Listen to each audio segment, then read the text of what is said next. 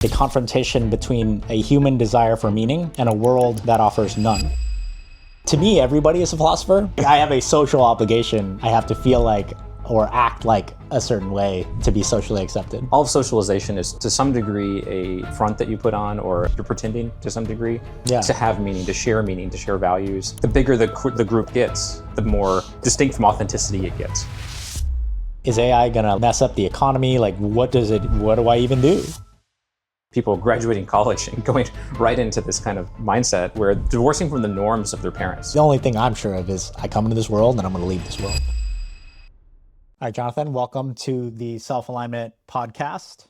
And today we have myself and Jonathan, my co-founder and CTO on Epistemic Me, and we're gonna be talking about Camus and philosophy, the philosophy of the absurd, some neuroscience, probably some emotional concepts in there from Dr. Lisa Feldman Barrett. And on this podcast, we bring on researchers, entrepreneurs, scientists, builders of the future, people doing big things with big stories to tell. And we give our own sort of take on AI alignment because we see that as the big problem to solve in this next century. So for today, the topic of discussion is this book. Actually, I have it right here, The Stranger by Albert Camus. Got introduced this book recently, and it's only 150 pages, but I'd highly recommend anybody go read it. We're going to be diving into the book a little bit, and in general, Camus' philosophy of the absurd and making sense of it for ourselves. And let's get into it. So I'll first give some primer on Camus' work, of which we've just read a couple things, and we'll probably have more pods on other philosophical works. We're now starting the story of philosophy by Will Durant, which is cool. But to start, The Stranger follows Meursault, who is a man emotionally detached from the rituals and meanings that structure modern life. When his mother dies, one of the craziest opening two lines of all time in all of literature, when his mother dies, he responds with indifference, unsettling those around him. Later, he kills a man in an almost senseless act and is put on trial, not just for crime, but for failing to perform expected emotions, which is an interesting concept, expected emotions. Through Meursault, Camus explores the absurd, the confrontation between a human desire for meaning and a world that offers none. In the end, Meursault finds peace not by finding meaning, but by embracing the void with clarity and defiance, that void defined by Camus as the absurd. So that tension point between we want to find meaning in everything, but the universe just has a vast indifference to what we care about, right? Life is going to go up and down and all around, right? He has this other work that we're going to talk about a little bit that's important to describe. It's this essay and lecture that he gave. It was, I think, a 9 or 10 page essay in written form. It's called Create Dangerously. Create Dangerously is Camus' call to artists and creators to tell the truth even when it's unpopular or risky. He delivered this shortly after receiving the Nobel Prize, and the essay challenges writers and artists in general to confront injustice without illusion and to create within the tension of beauty and suffering. He says that it is actually the artist's job to create with the meaning of liberation. So that means creating not just as entertainment for the rich and the elite and to make a dollar in capitalism, but to help create art that incites liberation in others. That's his whole thinking behind the essay Create Dangerously. So he insists that real art is forged in history and not as an escape from it, and that artists carry that responsibility to both honesty in general and humanity. So to create, he argues, is to revolt against chaos, to assert form, truth, and dignity in a disordered world. And the act of creation in itself becomes an act of rebellion or revolt and a refusal to look away at the tension between ideal and real. So we'll talk about The Stranger, we'll talk about Create Dangerously, we'll talk about the concepts of each, and then we'll reflect and discuss some questions I have prepared. So from The Stranger, do you have any high-level takes of these written works since you've read them? Maybe we do that first. Is give your general take. What would you give it out of 10 or something like that for each of those pieces? And then I'll go, and then we'll get into the discussion. I guess I'll start with Didn't consider himself a philosopher. Most of the philosophy that I'm attracted to is trying to disambiguate cause and effect, and there are tools that we can put into computational sort of reproducible instruments, things like Michael Levin's work and Carl Christian's work, free energy principle. These are things that I see can help us understand the world incrementally better from the standpoint of we can build things and we can test them and we can stress test cause-effect relationships. So for me, the humanities it's an interesting thing, and I usually read it across trying to understand what culture is trying to understand, what problems is culture trying to understand, and what is the relationship between man and humanity. And I think that Camus lived in a time was really interesting, right? It was World War II. He wrote this pre-World War II. He released it during Nazi occupation. Nazis actually had to approve this book going to print, which is an interesting take for book burners too. You have to approve your book for it to get to the populace. And then I think Camus, just personally, you can just tell he's personally struggling as an artist, and he's sharing his story with the world. That is his philosophy. And so he's not trying to be a philosopher. He's just trying to inspire being lucid in the world and trying to live with absurdity. So it's an interesting viewpoint that he lives from. No, totally. And that you brought up the context in which he wrote, and that he does not consider himself a philosopher. I think that is really interesting, because to me, everybody is a philosopher, but I think there's also this general consensus around a philosopher is one who thinks a lot, then writes about the thinking and then spreads that around. And there's almost it's almost similar to meditation. When you think of meditation, you think of a Buddhist monk under a fucking waterfall. But actually anybody could just sit and do nothing for a minute and call that meditation. Being mindful is just being in the moment. So you don't necessarily need a waterfall. You don't got to be bald. You don't have to wear shell-in clothes. Same thing, I think, with philosophy, that you don't need to. What does a philosopher even look? That's an interesting thought in itself. I think I have some biased thoughts of maybe somebody in a rundown kind of suit, professory suit, smoking a cigarette, writing things, tobacco pipe. I don't know.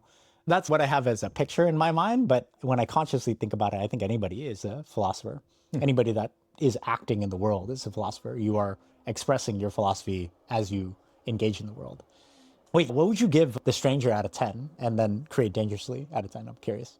They're both really well written and enjoyable to read. So I put pretty high up there. I think the first and last paragraphs in The Stranger are monumental. Totally. It's actually so good. It's ridiculously good. So I'd probably give it an 8 or 9 in terms of worthiness of reading, enjoyability of reading, and the things that get you thinking about. How thought-provoking the writing is. So for both of them, 8 or 9? Call it 8.5. Yeah, totally. And I think Camus had 5 phases of his work in this, and I think we're just sampling.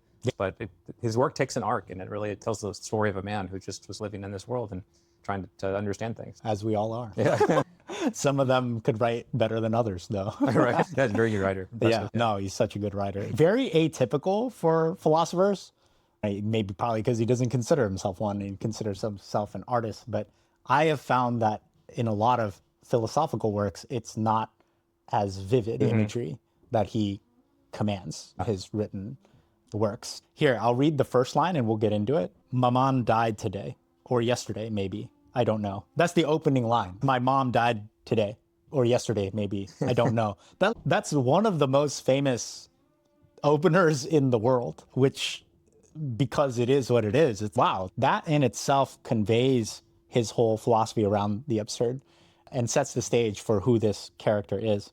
How could you say more about a character with less words? Seriously, this says so much. Wow, you don't even care that your mom died, or don't even remember if it was today or yesterday. Wow. But before we get into kind of emotional indifference and stuff that I'll answer. So I really liked reading The Stranger and reading Create Dangerously. And especially at this time, I don't know, lots of things are uncertain in the world with AI. Lots of people are getting laid off, even in tech, where everybody thought, who's going to get laid off from tech? And then Gen AI came out and turns out everybody. And then there's a state of the world in terms of politics, which we don't really have to get into, but it is just an interesting time. And then we see tons of money going into these data centers that are now going to be one of the most transformative projects that humanity takes on. So there is a lot of uncertainty in the world, in individuals' place in the world. So I think I'd give them both The Stranger 9 out of 10, Create Dangerously 9 out of 10. Just because it's well written, enjoyable to read, easy reads, and it's just infinitely thought-provoking. I actually wrote an essay from reading these works, so we'll release that in due time. If people are interested, I could tag it on this pod. But to go back to it, so my mom died today, or yesterday maybe, I don't know. That's the opening line from his famous book, The Stranger. So some discussion questions. What does emotional indifference signal? Numbness, detachment, or defense, or maybe anything? I think let's even just converse about the fact that the whole point of the book is just demonstrating that this character doesn't give an ounce of a shit and just lives moment to moment. And that is his way of trying to be free, actually. And so this question is actually around emotional indifference, but there's an interesting dynamic there, which is in the book, he doesn't see himself as emotionally indifferent. He's just acting.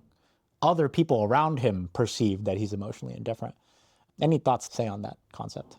I mean, there's a lot of layers here, but the title of the book is called The Stranger. I heard The Outsider was maybe one translation of it that initially got brought about. In any case, this is a person who is created to butt up against social norms. And so he just goes situation to situation, being rational, responding to situations normally, talking the amount of time, speaking as he thinks is appropriate. But it's completely against the norms of the society he lives in. And so his role as the stranger is to just be his normal, rational self, and then in reflection hear how appalled the normalized society is to his being. So Camus got a lot of influence from Kafka. Kafka also had these characters that would be stewarded through a bureaucracy. And I think you just kind of see the scene by scene play of here's my character, here is the self-authentic version of them, then butting up against reality. And it's just very influenced by Kafkaesque, right? Who writes in a Kafkaesque way. Were there any moments that you were, whoa, what the fuck, that is weird, when you were reading it? The character's actions. I thought the book did a good job of making you relatively sympathetic to the character. There were definitely some places where it's, why didn't you defend yourself better? I remember thinking that a lot, where in the trial, in his talks with the magistrate, he set himself up to fail in a way that just seemed completely self-destructive. But it was clear this character just didn't even care enough to construct his own defense. What does it matter if he died today or died tomorrow? This was sort of his response to absurdism. This existential kind of point of view that, what does it matter? I'm here, do my best. And even I think his relationship with Marie, I guess I'll marry you, right? As basically, it doesn't matter if I marry you or not. So if it makes you happy, then why shouldn't we get married? So for the audience listening to this, the day his mom died, or was it the day after, one of the day after he goes, day his mom's funeral is, or the day after, he goes back home and he meets a woman who used to work with him as a coworker, and they had a fling. And so he started a fling the day after or day of his mom's funeral, which is not normally the time somebody would be starting a fling. I don't know. I haven't examined that statistically, but just from a human level, I don't think that's generally the. And people in the book make comments on that later, when he kills a man out of his vast indifference to the world. And honestly, because of the sun being his eyes was why he killed a man, which is a fascinating reason. And then he's put on trial, and a lot of people are nitpicking his actions from his mom's funeral. And then this fling ended up becoming, I don't know, weeks later, the woman asked, do you want to be married? And obviously, I know women that want to be married, and they don't want to be asking that. Right? That's not something they want to be asking. They want the guy to ask them to marry them if they're in love and they are trying to plan out together. So what Jonathan says, just to give color context to the audience, is that in that moment, the ID guy, he basically was like, what does it matter if we're married or not married? And she's, I'd be happy. And he's, okay, then let's do it. Basically his response, which is just, oh my God. I didn't personally know where things were going. So I was just like, this guy is so weird, so out there, but you just almost can't stop turning the page and find out what other weird shit this guy get into. What are your thoughts on that? The whole indifference to love for a lot of people, the essence of being. I think the character definitely reminds me of people, definitely reminds me of modalities of myself, right? Where it's a perspective you can take on that is authentic. I think of this episode of Seinfeld where Jerry says, I don't dance because it's stupid. Your date wants to dance with you, you want to be social, you want to be, he's just stupid. And I think that shows up to most situations, just it's dumb. Yeah. You can take that point of view with pretty much everything in Western civilization if you want to. A lot of times it just, I don't have the energy to pretend I'm into this. That's a very relatable thing. Is, right. Oh man, I don't have the energy to be into this right now. I have a social obligation. I have to feel or act a certain way to be socially accepted. And I think that's part of what Camus' premise is, that all of socialization is to some degree a front that you put on, or pretending to some degree to have meaning, to share values. And the bigger the group gets, then the more sort of distinct from authenticity it gets. The more you have to pretend, the bigger the group gets. One dichotomy I liked in that regard was the trial, where everybody that was judging Mark, and then the two people that were friends with him or were close to him, actually thought well of him, right? So in the small circles that they had where they could be closer to authentic and closer to one another, you had two people that appreciated him, but they had no defense of him on this other stage, which is the social norms of how we're supposed to act in public. That is interesting. So if I remember right, what Jonathan's speaking to for some context is Meursault's on trial. There's a jury, strangers, nobody knows him. That's how it should go. And then they bring in character witnesses. And the whole trial should be about, did this guy murder this dude? Was it pre-murder? Did you plan this out? Or was this just an act of emotion? And self-defense. And so Meursault's thing was, dude, I just got sun in my eyes. It just bothered me, and then I shot the guy. Which is the craziest. I'll just say that will never fly in a normal society. But that's how he thought, and the author did a great job. You believe him when he's saying this by the end, where you've learned about his whole character, the arc of his character, how he acts, just very indifferent to everything.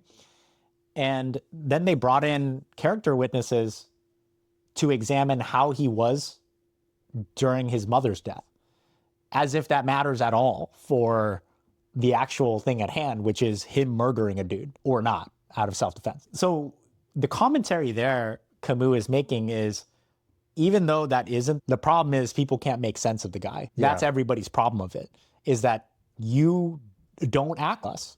So that's the thing to pick at.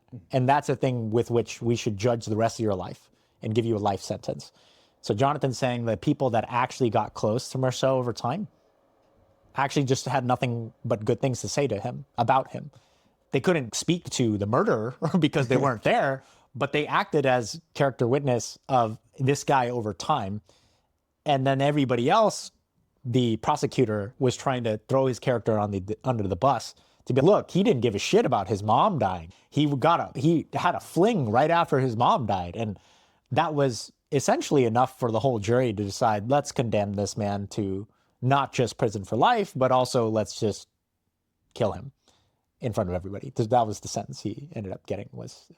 It was either being hanged or having the head chopped off, but just a public spectacle of this guy should die, which is commentary of, if you are different than the social norms, you'll be put out to dry. That's the commentary. What are your thoughts on that? You mean the general premise of... Yeah, just the whole, that social norms are everything.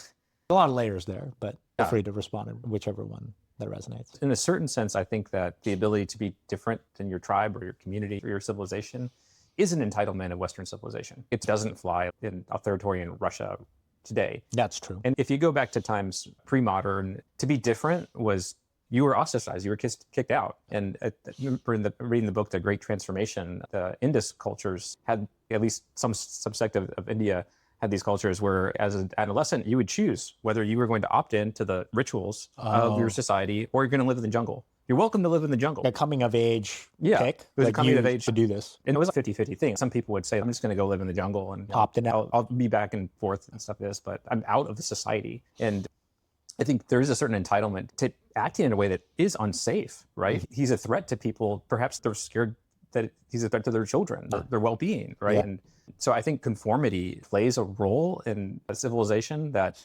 Western civilization gives us the right to take for granted and to be privileged about, which, and that's what I grew up into, all of that privilege and all of the, Totally. So it is an interesting sort of justification about the nature of humanity over time and where we land in the place, France in the 1940s. So let's talk about that, France in the 1940s. This is World War. He grew up in World War I, World War II. He's seen the world fight itself. How do you think this reflects on his commentary here about conformity? Do you think those intersect? The nature of that, I'd say it has to. I think commented famously a lot of the politics of the time on the wars that were going on. Life itself has a little bit more fluidity to it when you see large groups of people being killed or battles being fought and stuff. And I think in particular was really concerned with what's the condition by which all this conformity in total creates these political discussions where Hitler rises to the top. And then could just kill a bunch of people. And there's no sort of stopping that, right? Yeah. And so there's nothing to fight against the conformity to right things or correct things. If the group consensus is off or it's creating a system that just doesn't serve the people, it becomes this kind of machine. It reminded me of another writer at the time, Hannah Arendt, who wrote a book called The Banality of Evil. And it was just about the pure force of bureaucracy led by ideology and pure cog in the wheel. And Kafka talks to this too, right? So I think they're living in a time where we have massive industrialization and weaponization. We have huge bureaucracies. We have a way of living under all of this. You're wondering if you might just be killed or your rights taken away. Very uncertain times. What does it mean? And I think there's a lot of parallels to this today too. Just in terms of the uncertainty of what's going to happen from multiple vectors. There's the climate change. From the street interviews, kids are thinking about climate change. They're thinking about, is AI going to mess up the economy? What do I even do? Because people, even a generation back from me, could have gone and worked a normal job and buy a house, entry-level job, buy a house.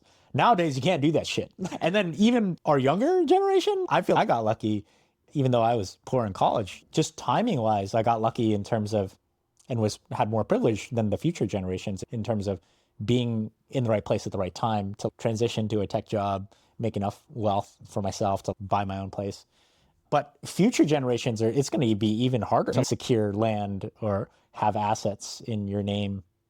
And so there's just so much uncertainty with, is climate going to kill us? Is AI going to kill us? Are we even going to have lives worth fighting for? What does it mean to live a good life right now? So it does mirror that in some ways. I really hope that we don't get another Hitler type situation. That would be real bad.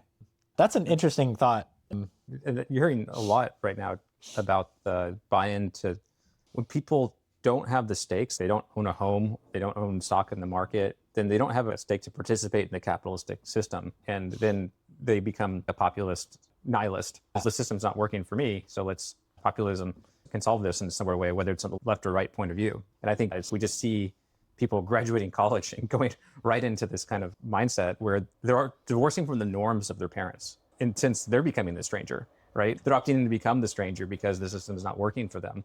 But I think there are aspects of that during Camus' time too. That is interesting. It would be, for example, I think a lot of existentialist philosophers wrote their works because of just trying to make sense of how fucked the world was then. We're just killing tons of us. What the fuck, Hitler? But just think about that. You're in the Hitler regime. It's normal to kill a ton of people. It's normal to ostracize people. It's normal to commit acts of inhumanity. And it's not normal. You're the stranger if you speak out against that. So that's how I saw the intersection of just who is the stranger in the Hitler regime within that context. And it could be abstracted to anything, right? If you're a white dude in Asia, you're the stranger, right? In any context. But the shared context we have is humanity, our own humanity. So he had this other very famous quote at the end by Meursault on the absurd and him speaking to the philosophy, I opened myself to the gentle indifference of the world. That was such a great line. And this is Meursault right before he's gonna be carried off to go get killed. And I think it was the magistrate was trying to get him to believe in God and repent for his sins and have a sense of mental clarity and peace going into the void. And Meursault was, no, dude, I got this. I'm more mentally clear than you are because you're still thinking about godly things. You're thinking there is this stuff that exists. And Meursault is on this side being, the world's indifferent, man. No matter if you call it a God or whatever you're saying or peace, it doesn't matter. Nothing matters. And so his definition of freedom through his actions is opening himself to the gentle indifference of the world and being okay with that and operating that. So a couple things. One, what do you think of the quote? And then two, there's some questions here. What does it mean to align with an indifferent universe? Is the universe really indifferent? I guess that's another way to put that.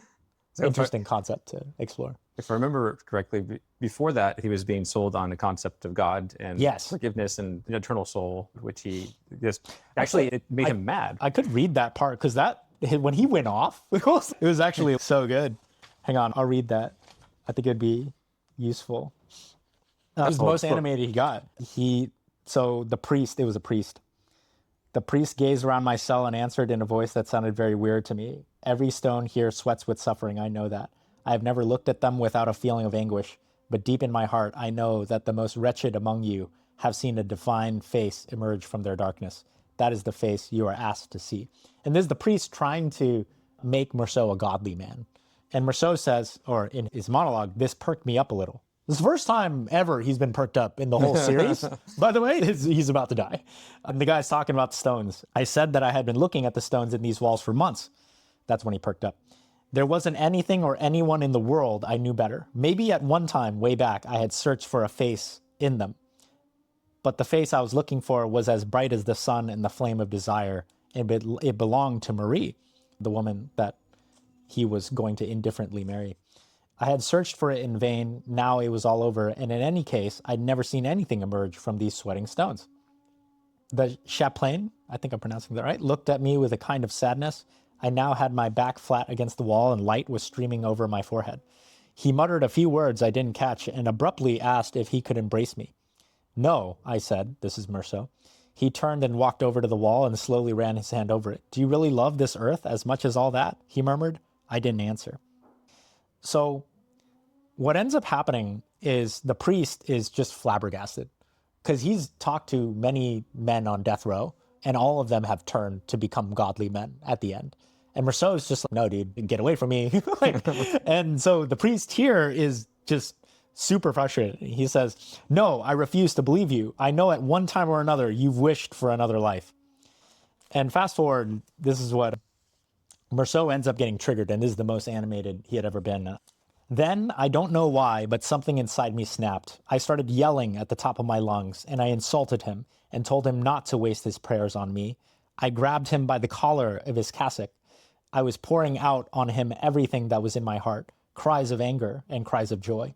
He seemed so certain about everything, didn't he? And yet none of his certainties was worth one hair of a woman's head. He wasn't even sure he was alive because he was living a dead man. Whereas it looked as if I was the one who'd come up empty-handed. But I was sure about everything, surer than he could ever be, sure of my life and sure of the death I had waiting for me. Yes, that was all I had, but at least I had as much of a hold on it as it had on me. I had been right, I was still right, I was always right. I had lived my life one way, and I could just as well have lived it another. I had done this, and I hadn't done that. I hadn't done this thing, but I had done another. And so, it was as if I had waited all this time for this moment and for the first light of this dawn to be vindicated. Nothing mattered, and I knew why. So did he.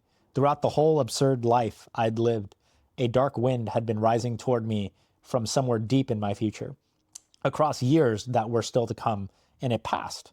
This wind leveled whatever was offered to me at the time in years no more real than the ones I was living. What did other people's deaths or a mother's love matter to me? What did his God or the lives people choose or the fate they think they elect matter to me when we're all elected by the same fate, me and billions of privileged people, him, who also called themselves my brothers? Couldn't he see? Couldn't he see that? Everybody was privileged. There were only privileged people. The others would all be condemned one day, and he would be condemned too. What would it matter if he were accused of murder and then executed because he didn't cry at his mother's funeral? Salamano's dog was worth just as much as his wife. The little robot woman was just as guilty as the Parisian woman Masson married, or as Marie, who had wanted me to marry her. What did it matter that Raymond was as much my friend as Celeste, who was worth a lot more than him? What did it matter that Marie now offered her lips to a new Meursault? Couldn't this condemned man see?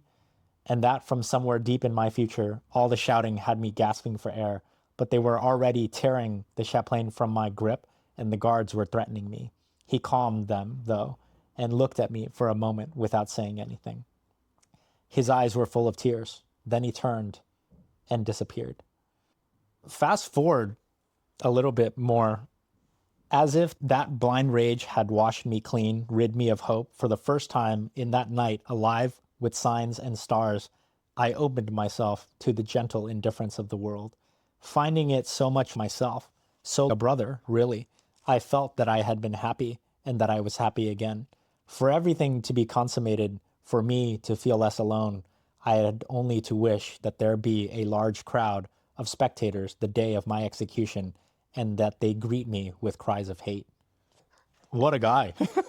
Strong finish. Right? They greet me with cries of hate. Man, this guy's hardcore. In his indifference, that's his last glimpse of lucidity, is Yes. he can be sure that he's going to be greeted with hate at his own execution, and that is to live at his last moments.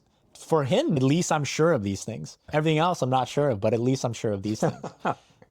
It reminds me of just the word dogma, because it's this priest that came in, tried to give him a bunch of dogma, and he's like, you can't even be sure of that shit. What are you talking about? The only thing I'm sure of is I come into this world and I'm going to leave this world.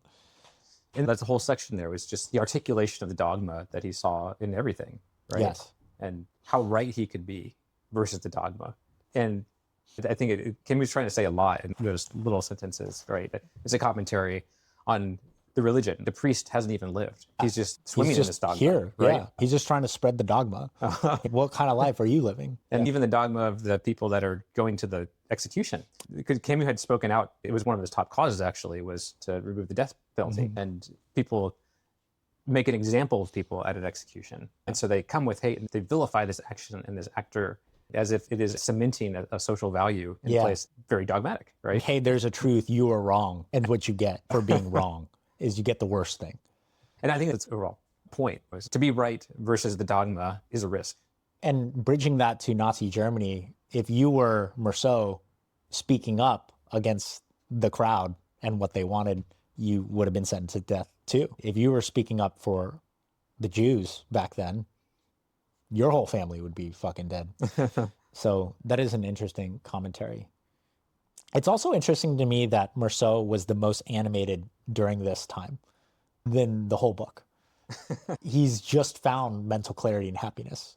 He's ecstatic, actually. He's pretty mad at the priest for provoking him, but you could just tell that he just goes off on what he believes is his own truth. And there's a lot of passion behind that. More passion than the whole book that he's shown here. And right before this, what was also interesting to me was that he was practicing mindfulness. If you remember, he was trying to be, oh, why am I having these desires? Let me stop. He was having thoughts of, oh, I'm missing Marie or whatever. He was having those types of what if thoughts. And then he caught himself. And then the priest comes in.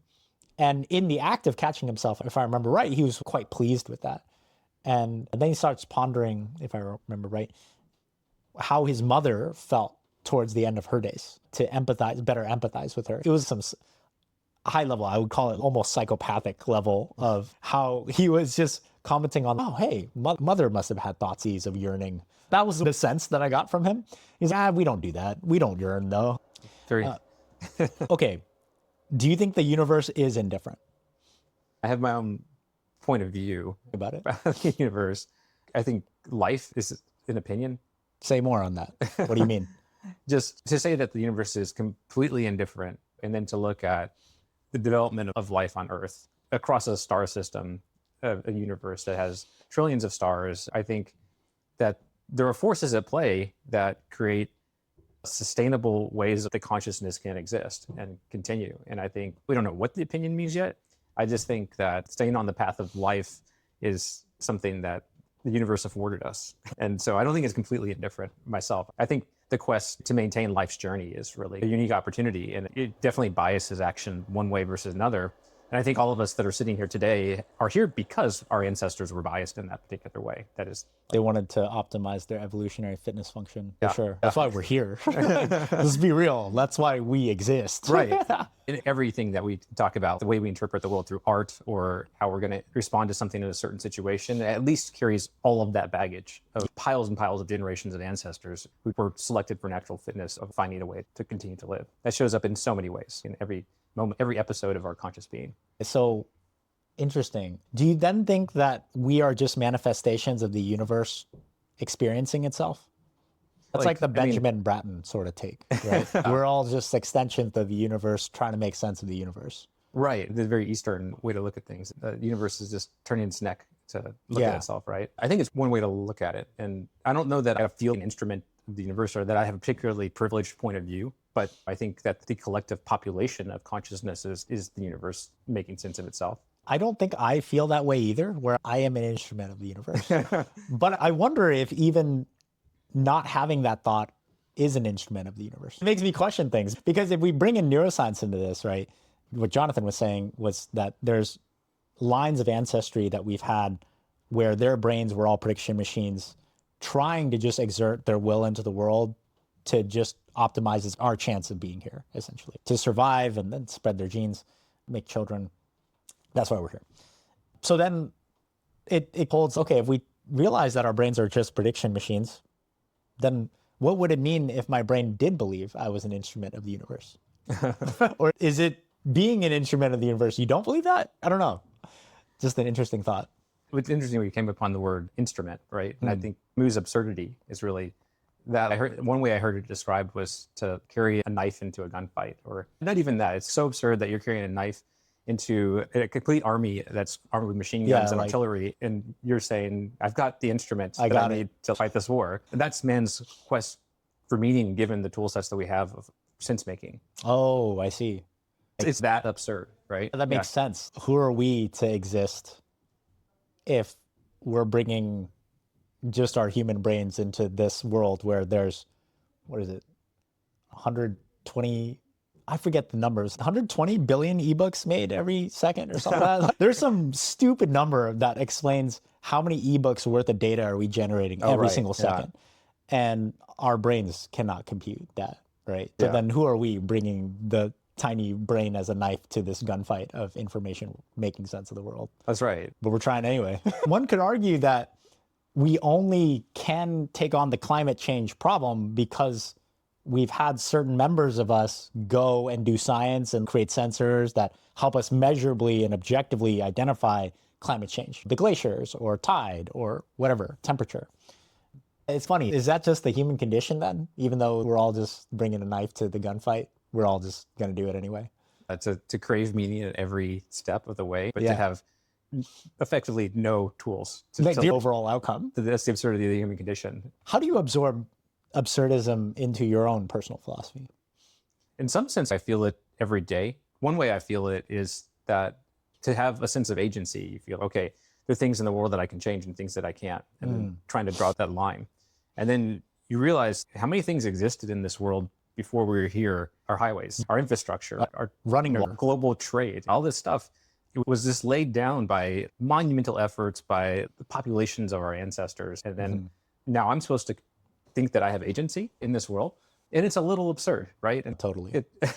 And I think where we live in Silicon Valley and having, okay, now I have these tools that our ancestors didn't have. So now I can rethink things in ways that they didn't before. But it's still to think that, say, now that I have AI, I can reinvent education is both a valid hypothesis and absolutely absurd at the same time. No, you know what I mean? is. It is interesting. This philosophy to me, it's, if you take it at its base, it is essentially the tension point between man, human, trying to find meaning in everything out of life, and the universe not giving anything on that.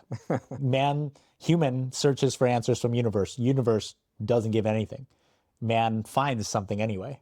That's essentially what life is. And so if we say that's what the absurd is, then I would say that philosophy is almost at the foundation of every philosophy, of every life, because we are all trying to find meaning in life. And for me and you have talked about this because I wrote on it and shared it with you, but moving over into Create Dangerously, this is an essay that Camus wrote about how it is the artist's responsibility to create art intentionally and to look at both real and ideal and look at suffering and create art that helps liberate others from suffering by even helping them be aware that they are Sisyphus rolling a boulder up the hill, because we all are. And it gave me this metaphor as I'd read through it, which is speaking to and extending what you say about, whoa, all this infrastructure existed before I even fucking came out of the womb, before my parents even thought about me. We had running water, we had this materials to create couch or whatever, all the stuff we take for granted, honestly, electricity, food. Think about just an avocado reaching you. It's wild to think about. The avocado you get at the farmer's market. How did the farmer's market even exist? And then the farmer had to plant this. How did we even cultivate avocados all year round? That's a global supply chain solve, right? Wow. So at some point, people didn't have avocados. And here we are eating our fucking privileged avocado toast. You know what I mean? So there's definitely some absurdity there. And back to it. So even though I think the philosophy to me is, even though nothing makes sense, everything still matters. Because in the space of accepting that nothing makes sense, then comes the existentialist philosophy of you pick your own adventure then. And Camus in Create Dangerously says to all artists, your pick your own adventure should be in liberation of others so that they see that nothing makes sense and that everything should still matter and that they're liberated from the sort of, I take this way, but the hedonic treadmill that they're on. So for me, I tend to think absorbing absurdism into my philosophy of being self-aligned or self-aligned to who I want to become, where I say that we're all artists, not just the people that create art, but in the act of life, choosing to live or getting out of bed and just living your life, doing whatever you're doing, you don't live isolated from everybody else. Everybody, generally speaking, unless you've escaped capitalism, you balled out or you decided to go to the jungle or whatever, everybody lives in respect to other people. You have your social self. So how I integrate his philosophy into mine is that if his philosophy is about, let's accept that nothing makes sense, and in that, let's choose purpose anyway, and in that, if you're an artist, choose to create art that liberates others to see this way. Then for me, I say that we're all artists because, think about this. Have you ever met a human that doesn't have a role model? Right? No. Every human I've ever met has always had at least one role model, somebody they looked up to in some way, somebody that's affected them. That's how we learn, right? That's part of being human. So if you have a role model, what does that mean? That means you look at that person and the way they live and experience life and the way they act or behave in certain conditions, good, bad, ugly, whatever, and you say, I want to live that. That's what a role model is to you, where you want to act that person or think that person or behave that person throughout life in different contexts, and you might have different role models for different contexts. So what that says to me is anybody could be anybody's role model. You living life, I've had teachers that were role models to me, but maybe they're not Kobe Bryant, right? Everybody, when they go through life, has people that are either famous or not that has impacted them in the way that they choose to live. So because of that, I tend to think in my philosophy that if we're all role models or can be to somebody else, then the way you live is the art that you paint on your blank canvas. That's how I think about it. So then Camus activates the artist to say, go make art to liberate others to think this way. And I say, go live the best life you can, knowing that your actions are brushstrokes on your own painting that end up being your magnum opus someday when you're dead. And how many people look at that painting of your life and feel and think that I want to live my life that way. That's how I absorb it into my philosophy of becoming your best self. And so where do you draw the line of rebellion and conformity? Where do I draw the line of rebellion and conformity? Because, and let me know if I'm understanding this right, but when we spoke about conformity before, it's almost a social tool to help us grow. There's a certain feature to it, or it's a shared fiction that brings us together in the Harari sense of religion is shared fiction, God is dead. It's a feature until the shared fiction is so abstracted from reality that it's actually harmful to values you want to live. And then when Camus talks about rebellion and Create Dangerously, he's saying, this is our way of showing people the inclusive common experience to being that is outside of the cage of the conformity. And so then this is what I've always struggled with, is how to think about the conformity versus the rebellion. I have some thoughts here. I think they are both necessary for humanity to progress because I see this in teams. Just take a team. You have 10 engineers on your team. 2 of them are AI native. Okay, if you have the 2 AI native guys, you guys just run the whole product now and we already have a product live. They're probably going to fuck up with a lot of shit. And then their customers might not be happy because they're messing up production with experimental techniques. And then you have the other 8 engineers that are stable, the conformists, rebellion, conformity. I've seen this pattern play out a lot in my career, which is you always need change makers and you need a good ratio of that to other people who could conform, who could farm. Another example is the hunters versus farmers, right? But what you say, okay, let's back it out a little bit. How, if we take humanity's all on the same team, we're all on team Mother Nature, team universe, right? Let's just assume that. Then Camus got to his level of sense making in the universe with his skill set of writing to create works of art, create dangerously, to activate people to be more rebellious, right? That's his purpose. He's a change maker in that way. He's getting other change makers to wake up or create more change. And so now we zoom out, that's only one artist or one writer in all of time. So then there's other ones too that speak about probably conformity or have less of a rebellious take. And I'm sure that would speak to some level of philosophy to the conformists. So in all of time, what I'm trying to say is in all of time to make change, you have change makers and then you have people that don't. And I have, at least just reading through history or just experiencing what I've experienced on making products and businesses and stuff, watching teams, I just think you always need both. Because if you have somebody that's almost too rebellious, even on that spectrum, if you're so rebellious to where you never really accept anything, then there is no ground to stand on, in a way. But if you're always too much of a conformist and then you end up with Hitler as the president and then everybody conforms, it's shit, this can't be good for everybody.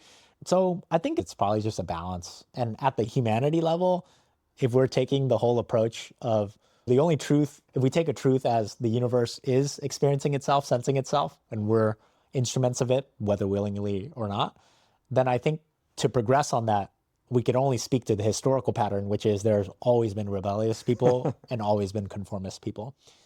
So maybe we're all just cells. Some of us are just rebellious cells and that's our job, is to do it. And then some of us are, no, homeostasis, guys. Just keep it normal. I don't know. I need to marinate on this more, but any thoughts from that?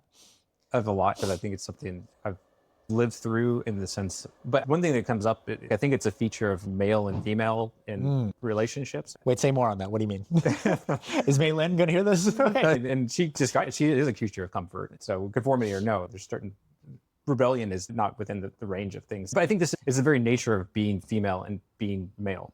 We have been conditioned throughout time. Females make all their eggs by the time they even start puberty, and then they act in a way to protect them. Whereas males go out and they rebel and they discover dangerous circumstances and they collect epigenetic information and they recreate sperm continuously. And so just, again, very genetic, our very ancestral being biases a lot.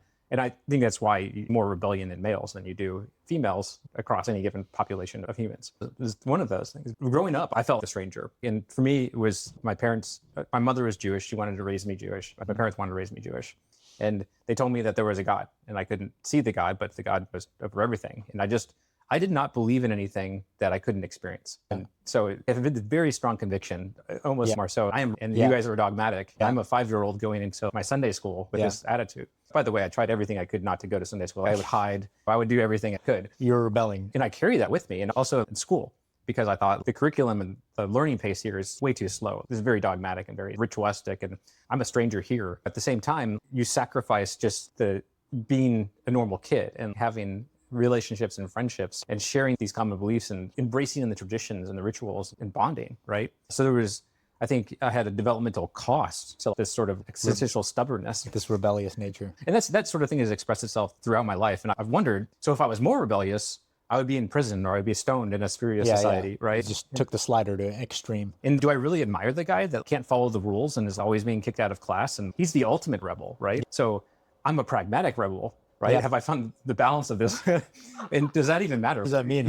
For sure, you can live a really good life in the United States just by being a conformist and going to get your graduate degree and getting a great job and getting paid very well and working at a big company, being a yes man the whole way through. And I think now we even see with Trump getting elected, who was so unpopular, you have all these people who are, let me conform. I'm down with the new Republican agenda. This is good for my business. And I could see that survival tactic, right?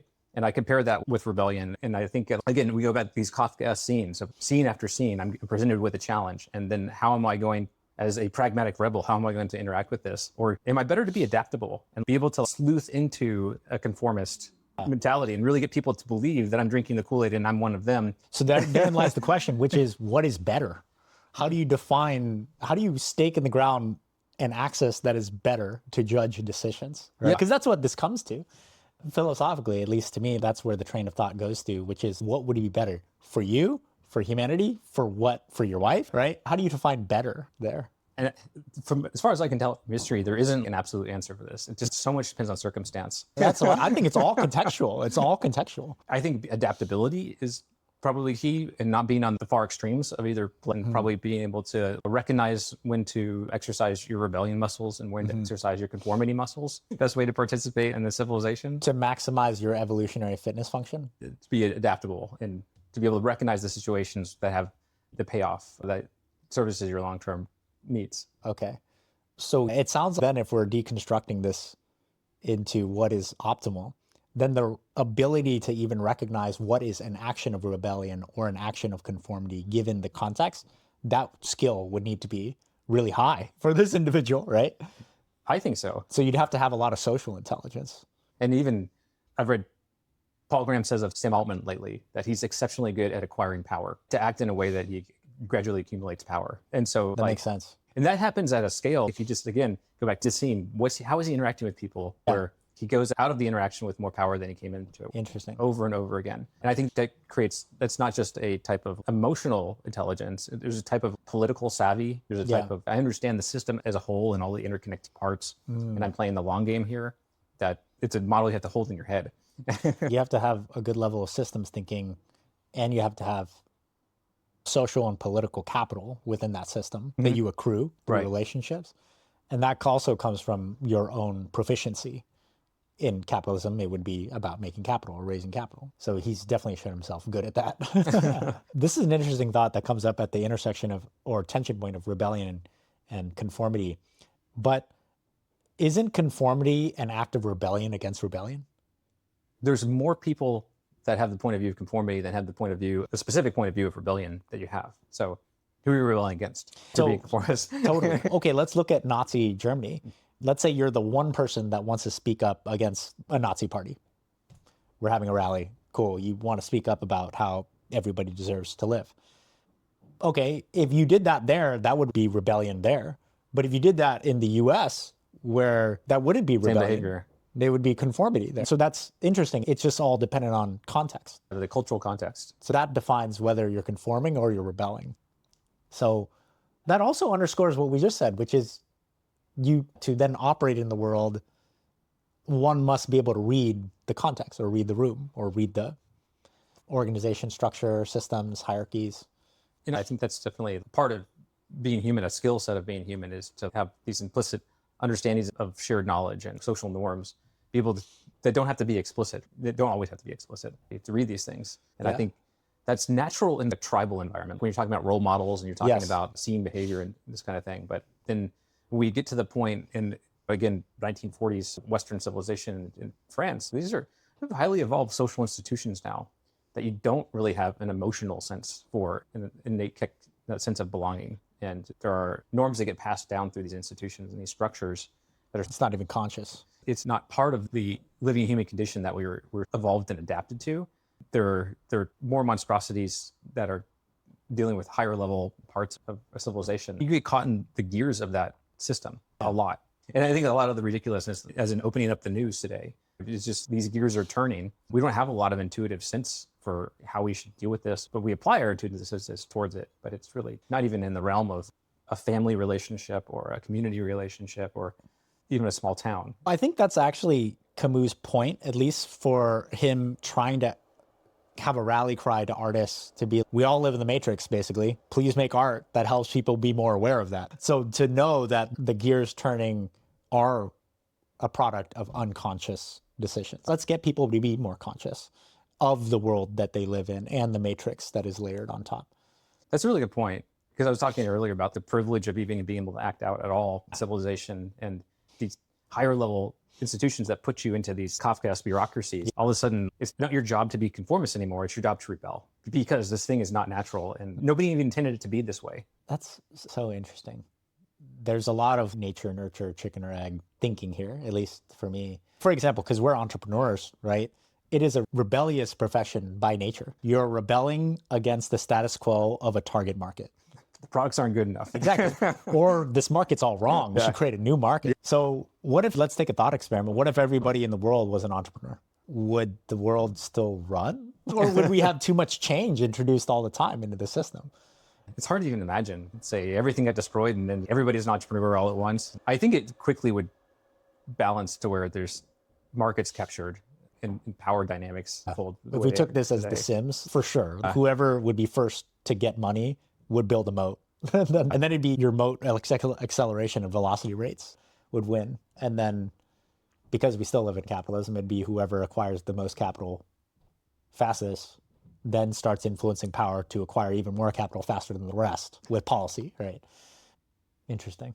Okay, because I think we could spin it on these things. Let me move us along. It's probably an optimal balance of existing companies versus entrepreneurs. And I think it's 2/3, 1/3 in the United States right now. I wonder if that is for first number, second number, 2/3 for new entrepreneurs. Of people work at government or a big company, and 1/3 of company people start a small business or are entrepreneurs. You think it's that many? I think it's way lower. Isn't it? I think it's relatively the number. You think about the number of restaurants is a small business. How much are there in proportion to the population in America? Let's ask the GPT intern. How many entrepreneurs are there in proportion to the population in America? Oh, interesting. The Global Entrepreneurship Monitor, GEM, never heard of this, have to see if it's not hallucinating, reports a total entrepreneurial activity rate of about 16.5% of adults in the US. Okay, 1 out of every 6. That's interesting. Another source claims 9.3% of the US based on, so about 31 million entrepreneurs. But it also depends on how entrepreneurship is defined. But okay, either engaged in entrepreneurship, starting or running a business. Interesting. I didn't think it'd be that many. It's more than I thought. Okay, let's move into this because we are talking about this. So on creation as risk, to create today is to create dangerously. So his essay, Create Dangerously, is about everything we've talked about. It's the call to action to artists to say, you're helping to create art that inspires action, that inspires people to liberate themselves. So a couple questions here. What are the modern risks of truth-telling in tech, media, leadership, life, whatever? That's an interesting question. We were just talking about rebellion versus conformity and that example of would you say the same thing in Nazi Hitler rally party versus a rally party over in the US at the time? Right? If you say the same thing in either, it's going to be received differently. And this honestly kind of speaks to the heart of the question you were asking earlier. It's how does one live a good life balancing rebellion and conformity? I think the answer we got there, at least where I'm at, is it's context dependent. For example, in that, let's say you are that person at the Nazi Hitler rallying party. If you said something, then your head gets chopped off and your daughter and son, they get sold to slavery, all the bad things. Then your parents, everybody dies. Would that be the right choice? What is right in that context? From the point of view of I am trying to maximize my survival rate, that'd be the wrong thing. But the morally and ethically right thing would be... I guess the notion of truth that Camus brings to the conversation, because you get in the situation where I feel very strongly about something. This is my truth, right? But I think where Camus going with truth is he's trying to talk about that lucidity, that inclusivity that is a fundamental part of the human experience that everybody can see in your work as art. And that's the truth to speak. Truth gets thrown around a lot today in ways that are absurd, for lack of a better word. And a capital T truth, I think, is just a dangerous thing to talk about and for anybody to be the steward of truth. So to even speak up at the rally and say, this is the ultimate truth, it better be something that everybody is experiencing simultaneously.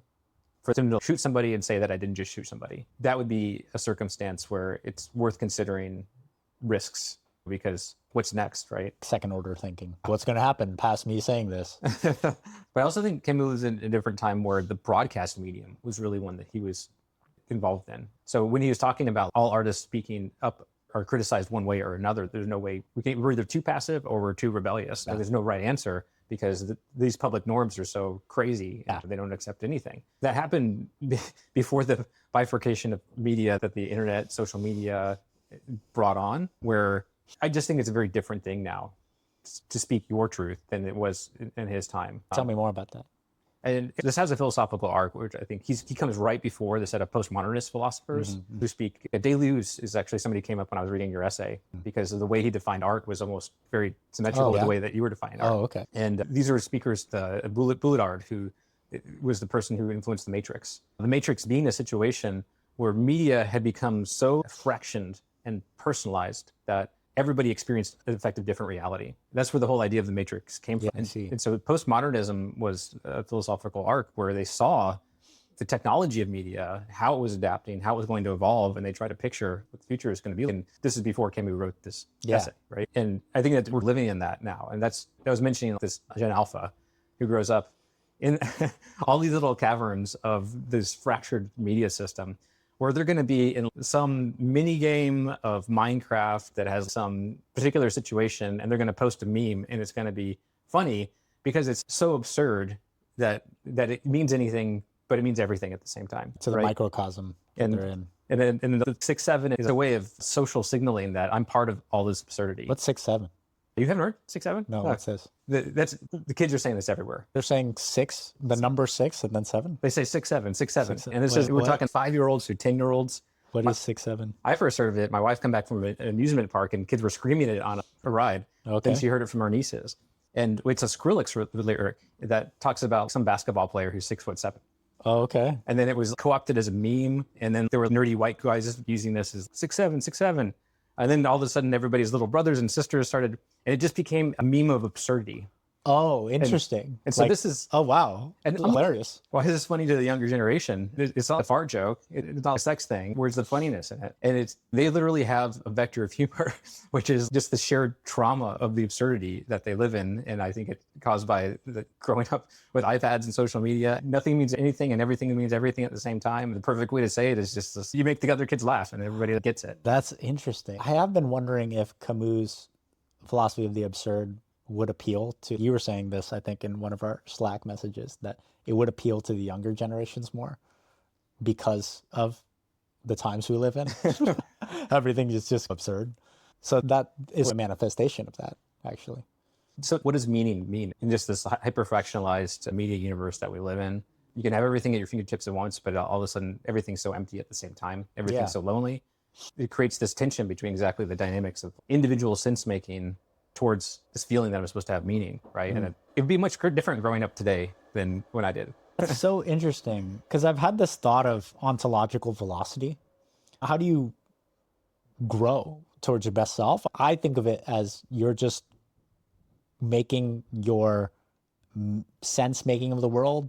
You're trying to get that to be a higher rate. You're trying to get the nuggets in the world that help with your prediction machine brain to grok it the right way, to unlock different levels of clarity, right? A good example of this might be the people that have a health crisis and boom, their beliefs update with, oh, health fucking matters. Okay, I'm gonna get on that. And then they change their lives and they go become a marathon runner, whereas they were obese as fuck, right? That is also what I mean by ontological velocity. How do you increase the rate at which you make sense of the world and give evidence for making sense of the world, updating your beliefs, so that you live a better life or get to your best self? So that's one. But towards what you say, I'm just realizing that in that mode, everybody's ontological velocity is infinite right now. Because you could just, boom, ChatGPT, oh, I know it now. So it cheapens the effort. Whereas before, you had to put in effort to go be anything. Now, anybody could pose as a software engineer. Not anybody, but at a high level, anybody can make an app. So what does it mean to make apps anymore, to identify that way? What if you just took the effort out of everything having to do with the thing? Does it mean anything anymore? And I think maybe that is what kids face, because I remember when I was growing up, and kids, I'm 33, anybody younger than me, let me know what you think. But when I was younger and I was in middle school, we were just on the cusp of getting the internet and stuff. So to go seek out knowledge and write a paper, I still had to go to the library and get an encyclopedia. There was a level of effort. And now I can not only just research that in a second, I could also write the whole paper in 5. So then what does it mean anymore? I think that's something that people growing up nowadays have to grok with. And because of that, it's almost like you have infinite choice. Then with infinite choice, I think it's harder to pick. These thoughts are just coming up to me, so I don't have a tangible takeaway from it. But it just is the overall thought that if sense-making of the world has dropped to almost no effort compared to the past, then what does that mean for who do I want to be? That's interesting. Well, I think even though you have all this knowledge at your fingertips, that there's still gradients of how you interact with it that are True. really important. The words that you're typing into the embedding systems of an OpenAI chat matter a lot, and how you frame things and how you ask a question. And I think that the tool, it lowers the bar for getting an answer on a lot of stuff, but it also elevates the ceiling. That's a good way to how think about it. sophisticated you can get, and how much background research am I going to bring into this prompt so that I get exactly the level of self-growth or learning that I need out of it. So That makes a lot of sense. But do you think we're artificially lowering the ceiling for most simply by eliminating the bar? Because there's other studies of people are becoming dumber by using these things. I got into a debate recently about whether data centers cause cancer. Okay. And the bar is lowered to where somebody can search on Perplexity or Google, and it says, yes, there's a correlation between all the AI in data centers and the amount of cancer that's going on. And it doesn't mean that data centers themselves cause cancer. What's happening is that there's a system where the data centers are using more electricity, and us burning energy and having electricity has a cancer rate associated with it, and burning more energy and electricity increases that cancer rate. So there's a whole economic supply chain. Understand the correlation of these numbers. But somebody can have a lower bar to answer that question, but not to understand where the answer came from at the same time. And that all the information is there, but you have to have the curiosity to want to seek it out, to ask it, to pull it apart. And if anything, I think it makes the gradients and the differences that we can see between each other even greater. I buy that. We could see who's just delegating all their thoughts to the machine. If you aren't, then you definitely see that. I buy that. I also buy that every generation is better somehow than the previous, simply because of level of access or resources or both. Think about the kids growing up with AI. I actually think that even if AI, this is a hot take maybe, even if people delegating their critical reasoning to AI, they're using it more, they're getting dumber. I think the people growing up today are going to be the hacker kids that grew up with the internet. They'll go start Google. I think there are people that are going to be at a lower artificial ceiling, but I think there's going to be people that blow past that simply because they're more curious and are also curious to use the tools in a way to augment, not to detract from who they are. I think what you say is potentially contentious in the dimension of what's saying that generations go from sleeveless to sleeve. The next generations that this has happened all throughout history. Of generations? And the Romans, their golden generations were the warriors that won the battles, but then their grandkids had all the affordances where they wouldn't fight in battles anymore. They'd hire the mercenaries. And guess what? Rome has no army anymore, and it can be sacked by barbarians. And so there's this institutional decay that happens when strife is lessened. And I think in addition to that, we have this interesting phenomenon where people are coming from rural areas into urban areas, not having kids much anymore, and just living very different lives. And we have this demographic collapse that is imminent in every Western civilization that the United States gets to see how it's going to play out before we have to deal with it. To say every generation is more powered or better than the next, I think is pretty controversial because they may be less fit to deal with the problems ahead that they have to deal with. The previous generation was. That's true. I guess I'll retract my generalized statement. I don't know. But I do think that there will be some kids coming. I just hold on to hope maybe. Maybe it's not a logical thing, but I hope that some kids growing up with AI today are very curious about it and they go change the world for the better. There is an interesting twist with this particular intersection of humanity, which is AI could maybe erase all work, right? Then is there strife in that world? Probably because we're human at a high level. But does there have to be? No, there also doesn't quite have to be strife right now. So I think one thing, thinking about Camus' notion of art got me thinking about was that there's some artists are just masters at the way that they find to express the lucidity that Camus talks about. They find a canvas that didn't exist before, and they create art from becoming a master of that canvas and be able to depict the world. And I'm talking about impressionist painting, for instance, the techniques that were developed before they were there, or even industrial sculptures today. There's people that can make AI their canvas and use it as a tool to achieve mastery in a way that nobody's had before. And I think that these are the things that are, yes, there's some people who just say, let me automate this task. Let me make my life easier this way. Then I think there's other people that are going to make AI they're going to achieve mastery through it. They're going to make it a tool, a canvas. They're going to give us ways of seeing reality that we hadn't thought of before. I heard about this one tool. Heard it aligns your being with becoming. So you're the best. I think that's a good one to look out for. With better use of the tool. Right? Exactly, right? It helps improve your ontological velocity while also reminding you of who you are. Okay, let's go through a few more. Hold up. Great discussion. And I learned about 6-7. I'm clearly old. This is what I'm realizing. Oh, you got to look it up. I'm so old. Oh my gosh. This is why I watch shows on TV. Just to get with the zeitgeist. I'm old, man. I'm old. Okay. Lucidity is the wound closest to the sun. That's what he says in Create Dangerously. So we were just talking about lucidity. There's a few questions here. This is not on here, but as I think about it, what does it mean to think clearly? What does that mean? Right? I think you can answer that at so many different levels, but maybe if you want to add some thoughts to that, that's something I was thinking as we were just talking about lucidity and clarity. I think what Camus defined it as using the ridiculously inept sensory apparatus that we have to understand meaning to understand what we can about what's real in our world. What is the human experience? I guess, does it need to be more than that to think clearly? Be authentic to the moment, to the sensory experience? But would you include understanding the systems at play in which we live as part of that? I mean, in the sense that they're part of the reality that we live in, yes, I do think so. I bring it all back to cause and effect. If something has a cause and effect relationship with my information world, then I've got to disambiguate that to the point where the cause-effect relationship originates. Okay, so you have an understanding of it. That's how I think about it. Got it.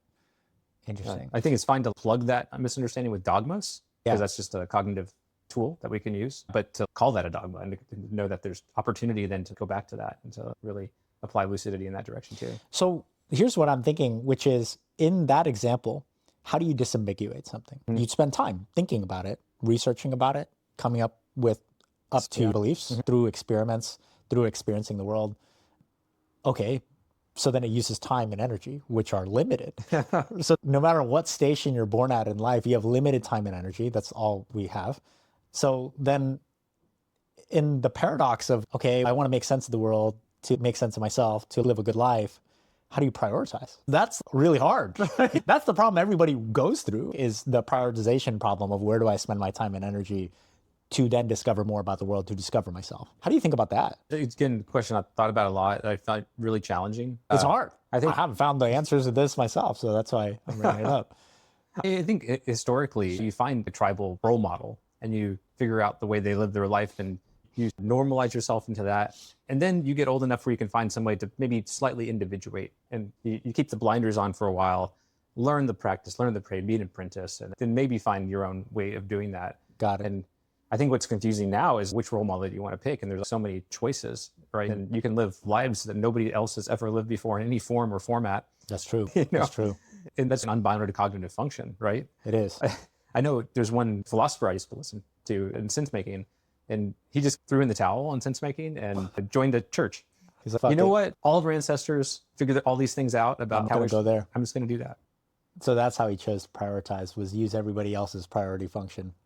Yeah, it culminated in this religion. I think that's the way it's been throughout humanity. That makes sense. You do what your parents do, you follow the rituals. You run the playbooks for a while, and then let me add some new plays. If you have that luxury, right? And that's true. This time, it's a crazy amount of choices about how to individuate as a human.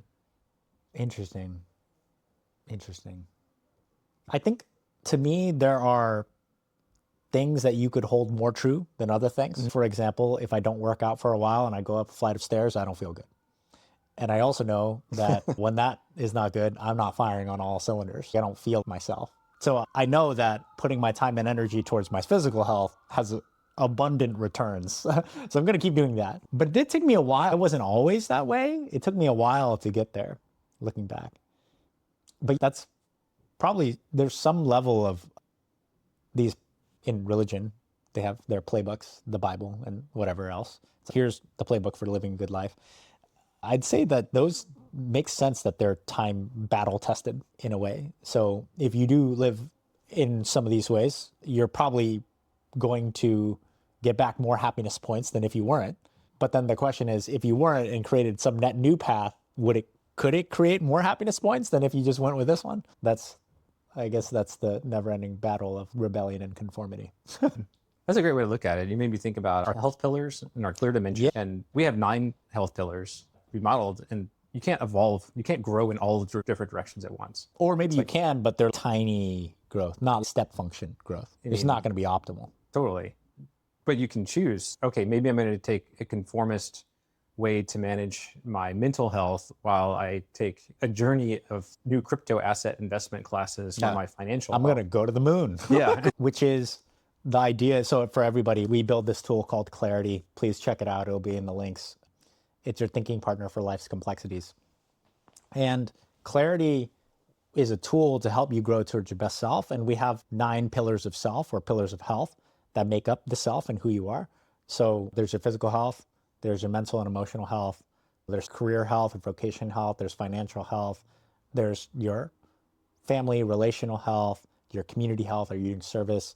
Do you feel you belong in your community? So there's these vectors, and our philosophy is that they make up the self. They make up who you are and your life. And so what Jonathan is saying is a very keen observation, which is you will never in your life be able to go full max sliders on growing all of them. And that is true. Even if I just reflect on my life, that's very true. There have been times where I'm more focused on certain parts. And what you say, which is, okay, I'll just take dogma for some of this. I'll just take conformity for some of this. And over here, I'm going to rebel. So that's smart with some things for sure. For example, if I had bad mental health, I'd probably go and trust the whole domain of mental health experts and what they would recommend as how does a human have good mental health.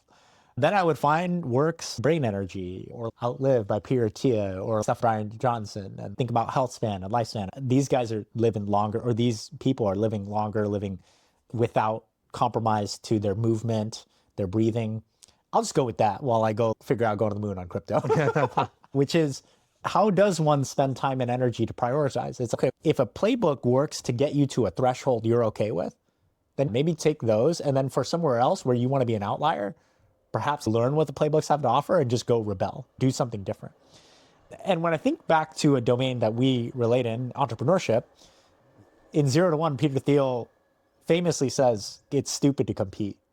Go create a new market. That's the best way to win as an entrepreneur, is solve problems that people don't see to create a new market.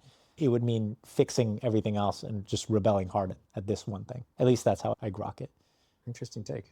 That is interesting. Now it's making me think in the product, we should have, what are your priorities right now?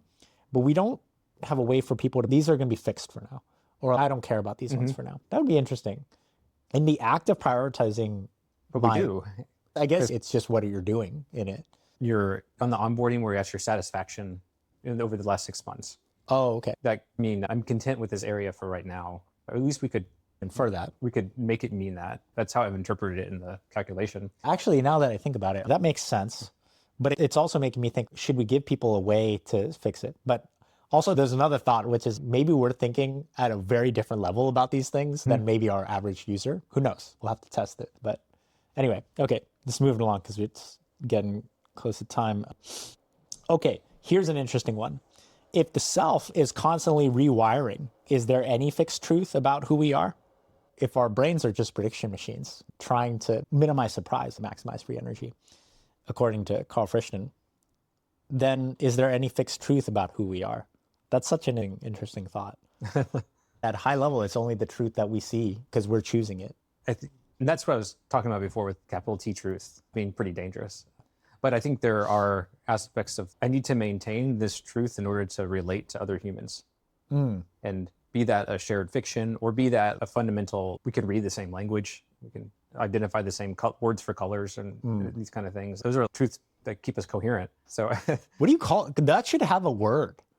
Truths that keep us coherent? I think intersubjective coherence. That's how you describe that? That's how I describe it. My ontological view, there's no such thing as capital T truth. There's only intersubjective coherence. There's only things that at this moment in time that we can all see and feel the same phenomenon and have the same internal response to it. It could be as true as that. But that's as true as it can get. I see. Okay, but the question talks about truth about who we are. So do you feel there's some truth that your identity has and cling on to? I do think that we're constantly creating the reality that we want to, but I think that I have all these previous selves that also create realities, and there's consistency amongst all those creations. There absolutely is an internal bit more capital T, but not quite full capital T. It is capital T means it's absolute truth. It's true for everybody, right? Forever. If something is true for every version of myself over my entire life, and there are aspects of this, I need another breath to live. Those things are going. That's true for me my whole lifetime. How do we know that unless we? That's interesting. It reminds me of what is that paradox of the Theseus? Is it Theseus? Michael Levin talks about that one. The ship of Theseus. I want to make sure I get that right. Is that it? Ship of, and it's about the whole problem of if a ship gets its parts replaced over time, and every single part at some point has been replaced over years, is it the same ship? And from what I've read of the philosophy, it's more, we can't argue it either way. You can argue it either way, depending on what stance you hold, you're right. That's what I got from it. But this is the same question, essentially. Is there a truth in who you are? And what you said is, there have been things that have been true for all of my past selves, and that consistency is not something you question anymore. That's an interesting thought. I think I record my consistencies, I guess I'll say, is instead of just saying truths. I record the consistencies of my observation of self, of at least who I want to be and generally express myself as, in my core values. And those are things that I guess those aren't truths, but those are things that I would to be true for me. And in that, I become more of who I want to be. And Camus talked about values in the sense that there's no sense in having an ultimate explicit meaning, ultimate external set of values, but there is, like, to create those for yourself is what the lucidity journey is about. Interesting. That's cool. We're all on that journey. That's very relatable to everybody. That's interesting. Everybody is their own ship of Theseus, and we're all just Sisyphus rolling a boulder up a hill. We just have to see that truth. It reminds me of another thought, which is that, so Camus talks about how, at least what I infer of his reading is that artists have that mastery of, you bring in Dr. Lisa Feldman Barrett's work, right? And it's, what are emotions? Emotions are things that the brain signals for you to do things, right? To actualize or to ensure your survival. Okay. So if we take that to be true, it's what the brain thinks it needs to send you as a signal to be, go do shit. Go feel this way, you're hungry, or you'll go get food for me, right? Okay, and sometimes it makes mistakes, that's what she also says. But in this, I think of it, if artists are the masters of creating a medium to send the message of feel this way, and then act this way as a result, then that's really the mastery, which is how do I give people the feeling that they need to take action themselves? Does that make sense? How do I give people the feeling they need to be able to take action to liberate themselves? That is what the artist does then. The best art is the most emotionally evocative art, right? Yeah. So then thinking about it this way from a neuroscientific lens, it's combining Camus' work and neuroscience. It's, if we accept that feelings are the predecessor to motion, and if we accept that your brain is a prediction machine that is trying to send you signals, feelings, to then minimize surprise. You're hungry, go to the fridge, find food, cool. Then you're not surprised by being starved later, right? And then we combine Camus' philosophy that all artists should be working in liberation of other people through their work. That it's the artists that are best at that, are the best at eliciting emotions that are predecessor to action to liberate oneself. Does that make sense? I don't know. That's something that I'm thinking through and chewing on. The experience of that emotion is that sort of inclusive part of being human, and saying, take on this artistic perspective and feel this emotion. And this is part of all of us. And then that just everybody's had this feeling where you see a work of art, you listen to music, you read something, and then you feel a certain way. And then you didn't feel that way before you viewed the art. But I'm more so just saying right here that my observation is then what the artist is really doing is basically inserting into your prediction machine of a brain. It's a way that your brain can realize a situation that maybe wasn't intuitive to your experiences before. It's almost when you hear a new word for something, like that's the perfect word to describe that. With the artist, it evokes emotion. I don't know if every artist is actually trying to consciously do that. I think it's just more of an outcome of what they do. they're experiencing themselves as humans and they're expressing. Yeah. And then sometimes that's relatable to everybody else also. It's interesting. The best artists you always hear about are the ones that have been through the worst shit. And I think that high level, that kind of makes sense, right? How are you able to create works that create feelings in others if you haven't felt the depths of those feelings? That high level makes sense to me. And that struggle is an opportunity to be, and to be in a unique way. And this is why I frequently find myself telling people that somebody getting a promotion that they wanted to, or they aren't in a career path that they wanted.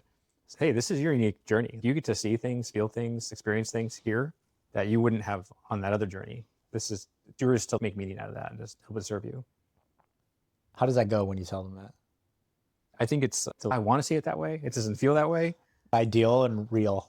But I think the ideal is something that you're hanging on to. And not only is that not an opportunity for you anymore, but embrace the opportunities that you have. And I think that's the kind of mental switch you make when you're going for something in your career and it doesn't quite go the way you want to, or maybe you don't have agency over it. I think it also comes back to just an agency model. What can I control? What can't I control? That's true. You can control how you make meaning out of this unique situation. And I just think there's no one way to live life. The more meaning you can make out of these struggles that you go through, the more opportunity there is for you to find ways to relate to other people in pockets. Definitely. I think that's true. Because we're all Sisyphus rolling the boulder up the hill, right? That's the main job we're all doing. So might as well, for any kind of misstep up the hill, losing a job, not getting the right job, whatever, just you're still rolling a boulder. Making some meaning out of that, or sense making from that, to understand yourself through the suffering. I think that's what we're all here doing, whether we eat or not. Did you see that situation this last week where the head of Sequoia Capital got ousted?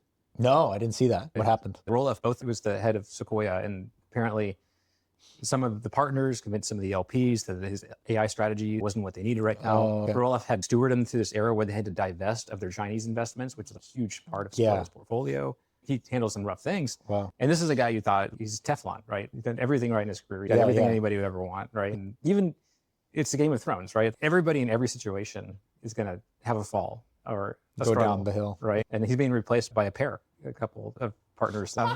Dude, how do you make sense of that? That would be the ultimate absurd. You got this giant multi-billion-dollar portfolio through bad times and you get replaced by fruit.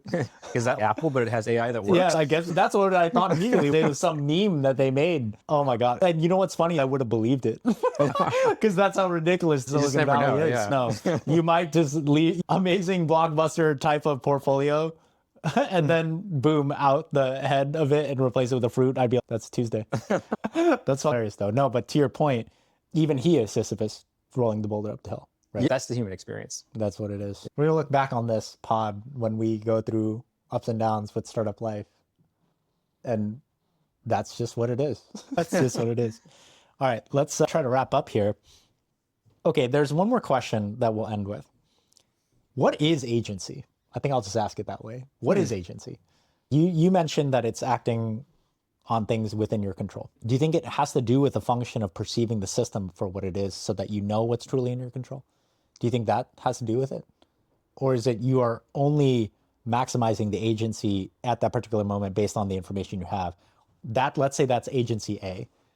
But then would a person be higher agency if they knew more about the system but made the same choice? I think agency at its core is being able to change your environment in a way that accommodates an internal state that you're working towards. So in the sense of being, I think agency is the ability to actuate your reality. Okay. Then of course there's a lot of details.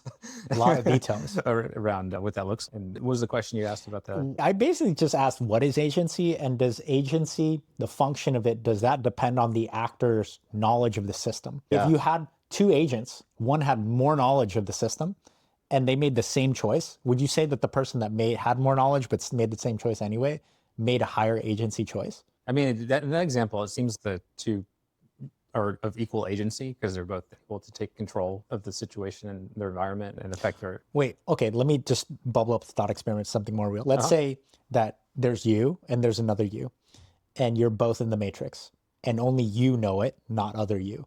But you make the choice because we're all in the matrix anyway. I guess I'll go have this cup of matrix tea. And then your digital twin, the other Jonathan, who doesn't know you're in the matrix, also goes and has matrix tea. What's higher agency? You have more knowledge that you're in the system, but you made the same choice to go have tea anyway. So do you have the same agency as the other Jonathan? I would say we're equal agency. Equal agency, even though you have more knowledge of what you're doing.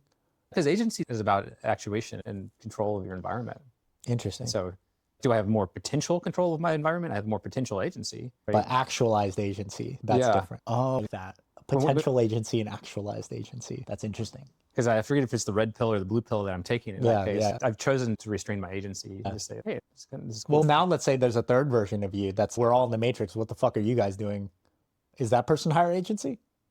Oh, so he's not getting T. No, he's not. He's like, that's just matrix T, bro. T, What are you doing? You know about this and you're still doing it? You're dumb and you don't even know. Is that a higher agency, Jonathan? What do you think the target outcome is for the third me? What's the goal? Maybe get you guys to liberate yourselves. Oh, okay. That's the goal. That seems pretty high agency. I can demonstrate to you that your reality is fake and that we can live in a different way. I'd say that, but self one, self two, their goal is to have T. Yeah. Self three is to deconstruct reality. It's a different goal, and it requires actuating environment in a much different way. Okay.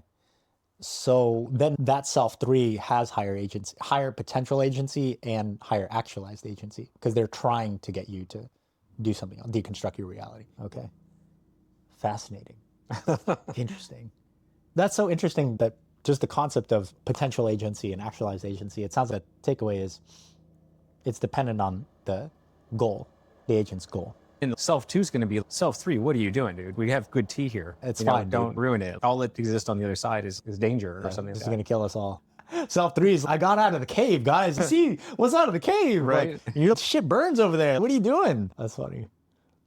Actually, because agency is defined by the observer, right? We are judging agency of these three. Is that even really fair? Because we're removed from the situation, judging the situation. That's an interesting thought in itself. It's watching ants. Can we actually, from our moral different ground, judge the agency of these ants to be different from each other? It's an interesting example, actually. The individual ant, anyway, is completely determined by the chemicals that it runs into. It doesn't have much choice-making capability. Okay. Yeah. They're low agency, then. Or at least with this new knowledge, I think they are. Right. And a eusocial insect that none of the individual ants pass on their genes. So they actually don't have incentive to take chances. Or the hive as a whole or the colony as a whole may have incentive to take a risk or to make a decision. And that usually is happening with the queen and their cohorts, right? Interesting. And then you think about, do our cells have agency? And for the most part, but not really. And we go back to Camus and our civilizations that we're taking part in get more and more monstrous, and the bureaucracies they crack down on our behavior. Do we become more self? Do we become more the individual? That was one thought that crossed my mind in reading his essay, actually, Create Dangerously. Was this technically, yes. Technically, we are getting less and less power over time to go change the system. So technically, yes, we are becoming more of ants over time. But then there's also another question there, which is maybe the system in the way it is allows you to explore yourself more. Because that's definitely true. Did cavemen get the chance to fucking make the Mona Lisa? No, they had to run away from saber-toothed tigers and shit. That's life in technical feudalism. I can't buy any kind of computer that I want. I can buy them from 5 companies on the planet that make them now, right? Yeah. The choices that I get of the tools that interact with the world are going less. It's more constrained. But at the same time, within that set of constrained choices, I've got much more expression and optionality. And it's also by constraining your amount of choices there.